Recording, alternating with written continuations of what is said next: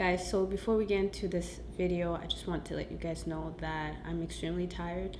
I've been on bed rest, so if I just don't look like I'm into it, it's because it's taking all of my energy just to sit here and do this video. But I thought I would get out of bed and do a video instead of going like a week without posting.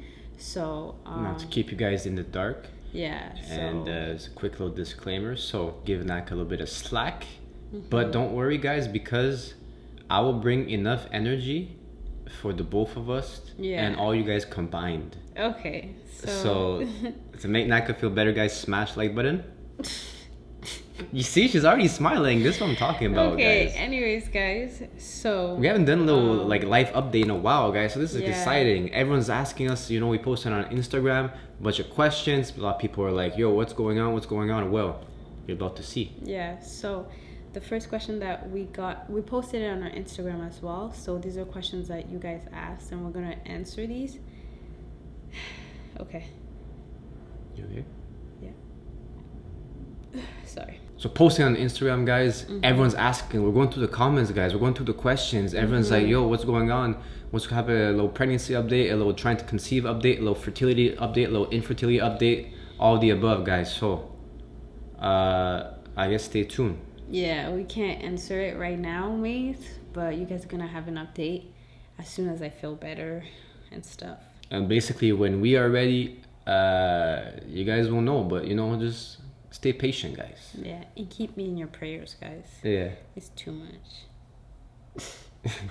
Next question. Next question is Naka's dad's update. So if you guys watched the previous video that we posted, I pinned the comment that my dad did go to the emergency room. They found that he has to get, what was it? I think it's appendicitis or something. Yeah, his appendix, it ruptured. It burst, yeah. Yeah, and there's like... infection or like the liquid or whatever. Yeah. So they're gonna take it out, and then they're gonna do surgery to remove it.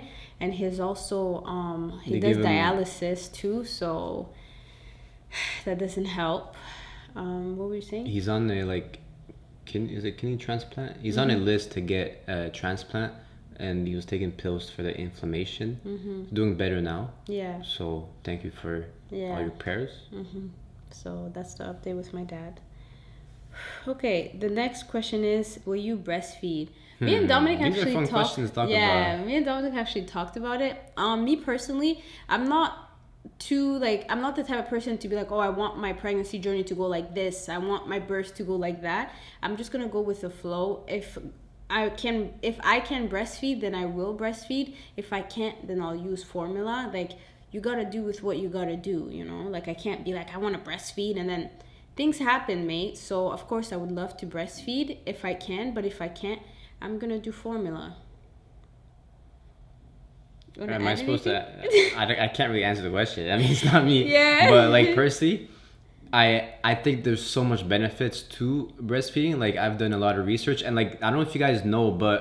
it's actually so crazy how the body works. So basically, like, the saliva of the baby, when it goes onto you, like onto your nipple, it sends signals to your brain what type of milk to produce for the baby. So like every time that you breastfeed, it's not actually the same milk that the baby gets, because it sends signals to your body as a mother and then to your brain, and then your brain produces certain minerals, vitamins, and chemicals in the milk that the baby needs at that time. So as the baby grows, the breast milk that you pump is different depending on the day, what your baby needs. So it's actually so interesting.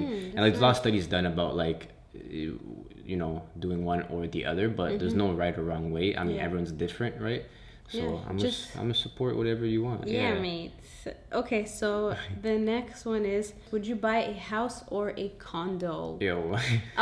We always flip-flop back and forth. I love condos because like everything is taken care of. There's maintenance, the amenities. Here in PV where we live, like the condos are beautiful. Like it's very nice, and you have like concierge and stuff like that, and like the staff, they really take care of the condos. There's pools. They treat you like family too. Yeah. And it's very practical too, because like you have pools, like you said, you have a gym, and you have kids area as well. Yeah, and it's very safe. Like it's gated and everything. So and like there's no maintenance. You don't have to worry about things. If there is any issues within the condo, cutting the grass, like, yeah, you can just ask like the staff and they help you. If you're gone, you know, like let's say that we leave for a month or something, we can literally ask the administrator to come in the condo to like do something, or like, you know, make sure everything's okay, to check on the condo. Like it's very maintenance free, and you get things that you automatically get things, you know, like here they have rooftops, so you get a nice view. Most of the times if we get one on a higher floor, we have a nice view, you know. Still private, stuff like that. You still have lots of space. But a house,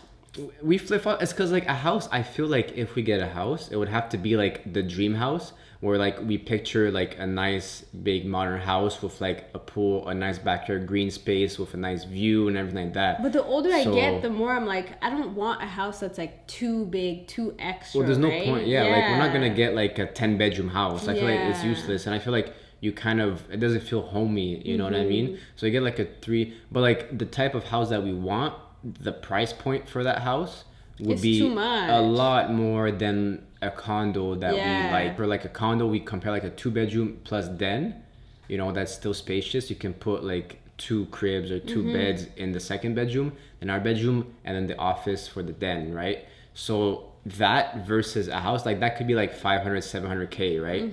Versus a house of what we would like with a nice view and stuff. 3 million. You know what I mean? 2-3 million, just because like the land is very scarce, and when you get a nice plot of land with a nice view, or like ocean view, or in the mountains and stuff, plus you gotta build it. There's a lot of things that come into it, right? Yeah. So pros and cons, of course. But right now, I love condos, and like when we have our kids, like it's nice because like there's kids in the condominiums and there's other parents. Like I really like that. But then in a house, it's like you almost like and like here already, we've already kind of have a little community. So like let's say that we need something, you know, we know where to go to get it. You know, like at the front desk and stuff. Yeah, like let's say like for recommendations of a hospital, recommendations of doctors, like you can just talk to people in the building, and you meet a lot of people that it's like networking. You have good resources, right? Especially like depending on the condo, right? So there's a lot of people that, you know, you bump into at the gym, or you bump into the elevator. Like a lot of connections we made was from living in a condo, right?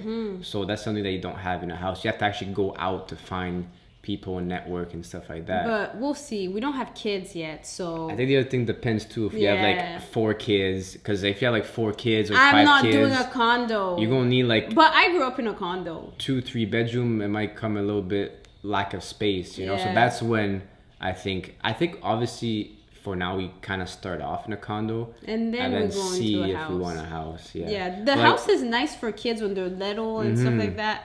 But anybody got time for that? Yeah, and here they have pools too, and like the maintenance of the pool, like they clean the pool, they do everything, right? So like it's very hassle-free. In the house, we're gonna have to do that mowing the lawn, or you gotta pay someone to do it and stuff like that. It's just a lot of time. If something breaks, you know, you have your water tank gotta fill up and stuff like that. But like for now, I think condos have really grown on us, and it's just everything it comes with. That's a big bonus, you know. Yeah. All right, mates. Next question.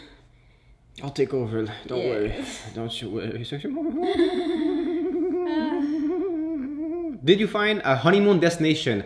Guys, it's getting reported to next year. We had to put the honeymoon, the cruise, everything on hold, on pause for now. It's gonna, you guys will see why you guys are gonna... It'll make sense. Yeah, you will see in time. Yeah. Last but not least. What does that even mean? Last but not least. Where did that come from? Last, but it's not the least important. Yeah. Okay. Last but not least. Yeah, just because it's the last question doesn't mean it's not worth it. Guys, Dominic's hair grew so much. Like, holy. Yeah. You see that? No. Your style. What you guys think? It's nice. I like it. Yeah. I like these little things. Yeah. You see them? Man? Okay. It adds like a little bit of... je ne sais quoi. Yeah, like a little bit of volume, like a little bit of pop. Anyways, what would you recommend for someone who feels stuck in life? That's a very deep question. Yeah. Honestly, I would say be careful of your surroundings and like what you... like who you surround yourself and what with. You let into, you know, like the things you listen to and like the people you entertain, things like that. And like when you feel like you're stuck, you don't need to be around people that are negative, people that are always down. Trying to find people that are positive, people that can bring you up. Like I always say, trying to like even just go on YouTube and, you know, watch videos that are uplifting, things that are going to make you forget that you feel stuck, and that are going to motivate you to get out of, you know, the little hole or whatever pit that you feel like you're in. And I just want to say, like, if you do feel like you're stuck, or like, you know, you're not going anywhere in life, I just want to say that it does get better. There was a time where I felt like that, and what really helped me was just like finding little things that made me happy. And then, you know, like I used to be watching YouTube videos, like going out for a walk, hanging out with my little brother when he was 4 years old, just like. And then I used to always I started like watching the words that I say. Like I used to always be so negative. I used to be like, oh, I'm so depressed, oh, I'm so sad. So I was like, you know what, let me stop saying these things like that. So I started, I switched my vocabulary, you know, and I introduced positive words into my life. So it sounds corny, but it makes a really big difference. Like, watch the words that you say, because, like, you know, words, they carry a lot of weight. So that's what I would do. That's a good point, because you speak things into existence, and like people who have faith or not, like in the Bible, they do speak about the tongue as a weapon, you know. There's so many verses about the tongue, you know. So definitely, like you said, surrounding yourself with, you know, positive people, like not negative people, not negative things, you know, positive music, happy music. You don't realize how these small little things like affect you so much. And finding joys in the little things in life, right? Like you can always find a joy in something in your day, you know. So focus on the joys. This is not to be harsh or like critic or anything, but you are able to bring yourself out of that, and only you can bring yourself out of that. So it's doing little actions. You have to do little actions every single day, but these little actions will add up over amount of time. And like Naka says, it doesn't get dark forever. Like the sun does come out at the end of the storm. Like after storm, after rain, the sun eventually will come out. So there is always a time at the end. It's only a matter of time until the sun comes out. You can find little projects, you know, you can kind of focus on something, you know. If you have a little goal in life, if you have, you know, like habits that you like, you can set yourself a goal and like focus to do little things to achieve that goal, right? And one advice I would give you is don't put your happiness in other people. Like don't go out there putting your happiness in a man, in a woman, like friends, you know. Like don't expect them to bring you happiness. Don't do that. Like find happiness within yourself. And by that I mean, like, you know, watching little videos, having oh, I can't wait to go home to watch this, oh, I can't wait to go home to color, to do this, write in my journal. Little things like that that are never gonna let you down is what I would say. If you feel stuck about, like, let's say, you know, about your job and you want to do another job, whatever, you can start when you have time off. You can start, you know, on the weekend when your day is off. You can start little side projects here and there, side hustles, and then over amount of time you can save that money, and then eventually you can do that full time. You know, it's very hard to do like your dream or your passion right off the get, but you grind and then you save and then you kind of do it part-time until it can become full-time.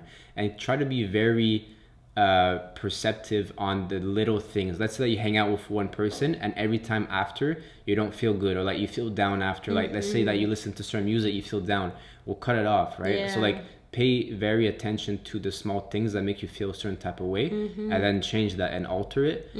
And I guarantee you it will make a difference. You know, if eating healthy will make a big difference too. So it's all about fueling your body with the right nutrients, and, you know, getting proper sleep, you know, having goals, you know, your mindset. Actually trying to build, because people in their lives, they need to have purpose. So find purpose in your life and just chase that purpose, and, you know, you'll make it. But you can make it, and you can get out if you feel stuck. So don't think it's impossible for you. Don't think that you're different, because if someone else did it, then you can do it too, right? If you look around and you see like, oh, someone's successful, oh, someone, you know, they got out and this and that, and they're not stuck anymore, and they were stuck, they did it, you can do it too. That person is not smarter than you. That person is not better than you. You know, we're all created equally. We're all created, you know, in the eyes of God. We're all created a certain way, and you can do it too. The only difference is that they try it. No one becomes a certain way without actually putting in the work. So put in the work, you know, find a purpose, find a goal, ambition, and work towards it, and you will achieve it.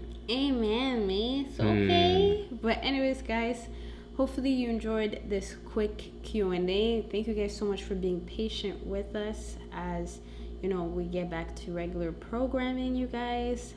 Keep praying for me, guys. Keep praying for us, and we'll see you in the next video. Bye. Smash the button, comment, subscribe, and stay tuned for the next couple of videos. Talk to you guys soon.